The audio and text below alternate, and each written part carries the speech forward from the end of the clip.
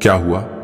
जब दिल्ली में रहने वाली दो बहनें रात को चुपके से निधिवन में घुस गई और रात 1 बजे उन्होंने जो दृश्य देखा उसे देखकर उनके भी पसीने छूट गए। आखिर वह जिंदा बची भी या नहीं, इस राज से पर्दा उठेगा आज की इस वीडियो में। वीडियो की शुरुआत करने से पहले सभी कृष्ण भक्त सच्चे मन से कमेंट बॉक्स में जय श्री राधे कृष्ण जरूर लिखिएगा और हमारे चैनल को सब्सक्राइब करना बिल्कुल न भूलें।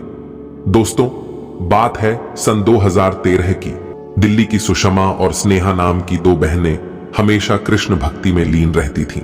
उनके अंदर यह भक्ति भाव अपनी मां की वजह से आया था।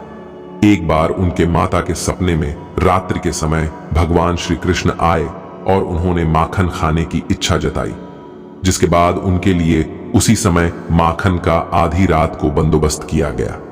इस घटना के बाद उनका पूरा परिवार कृष्ण प्रेमी हो गया। सुषमा और स्नेहा भी हमेशा श्याम की भक्ति में लीन रहती थीं।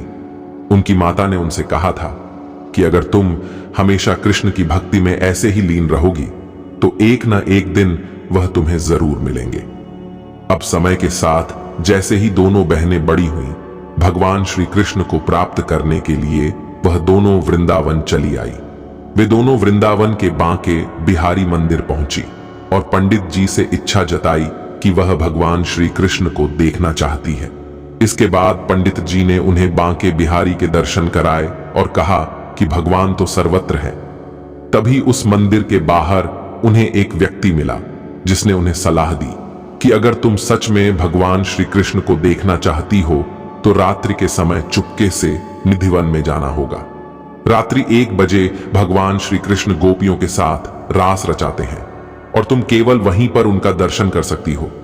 अब दोनों बहनें शाम के समय निधिवन के अंदर घुस गईं। जब रात्रि का समय नजदीक आया, सभी लोगों को आदेश दे दिए गए कि अब सभी लोग निधिवन से बाहर चले आए, क्योंकि उस समय अंदर रहने की परमिशन किसी को नहीं होती।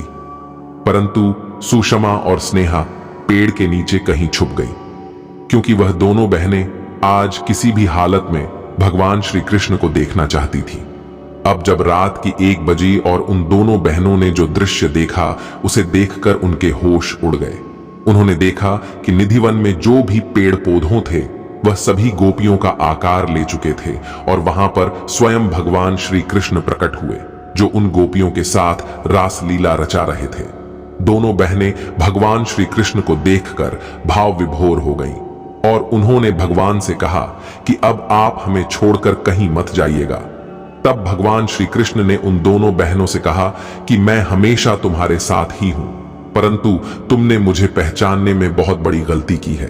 जिसके बाद भगवान ने उन्हें दिव्य दृष्टि प्रदान की, जिसके बाद उन दोनों बहनों ने अपने आसपास मौजूद हर कण कण में भगवान श्री कृष्ण को देखा। उन्हें समझ आ गया था कि दुनिया में हर जगह पर केवल श्री कृष्ण ही विराजमान है। वह दृश्य इतना चमत्कारी था कि उन दोनों बहनों के पसीने छूटने लगे और वह उसी स्थान पर बेहोश होकर गिर गई। जब उन्हें होश आया तो वो वृंदावन की एक धर्मशाला में मौजूद थी। उन्होंने उठकर धर्मशाला के संस्थापक से सवाल किया कि आखिर हम यहां कैसे पहुंचे? हम तो रात्रि में निधिवन में थे। तब उन्होंने जवाब देते हुए कहा कि एक सांवले रंग का लड़का रात्रि को तकरीबन 3 बजे तुम्हें यहां छोड़कर गया है और उसने एक संदेश भी देने को कहा कि जिंदगी में कभी मत सोचना कि मैं तुम्हारे पास नहीं हूं। जब मुसीबत हो तो बस मेरा नाम ले लेना, उसी समय तुम्हारी मदद के लिए हाजिर हो जाऊंगा।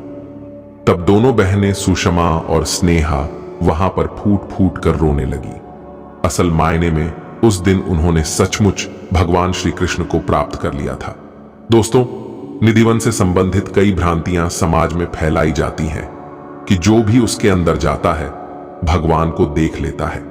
वह अंधा हो जाता है, गूंगा हो जाता है, बहरा हो जाता है, परंतु भगवान अपने भक्तों को कभी कष्ट नहीं पहुंचा सकते और न ही उसका अहित कर सकते हैं। परंतु हमें भी चाहिए कि हम नियमों का पूरी तरह से पालन करें और इस बात में कोई दो राय नहीं है कि भगवान को देखने के लिए हमें दिव्य दृष्टि की आवश्यकता होती है। इस घटना को लेकर आपके क्या विचार है नीचे कमेंट बॉक्स में जरूर बताइएगा। वीडियो अच्छी लगे तो वीडियो को लाइक करें और ज्यादा से ज्यादा शेयर करें और चैनल को सब्सक्राइब कर लें। जय श्री राधे कृष्ण।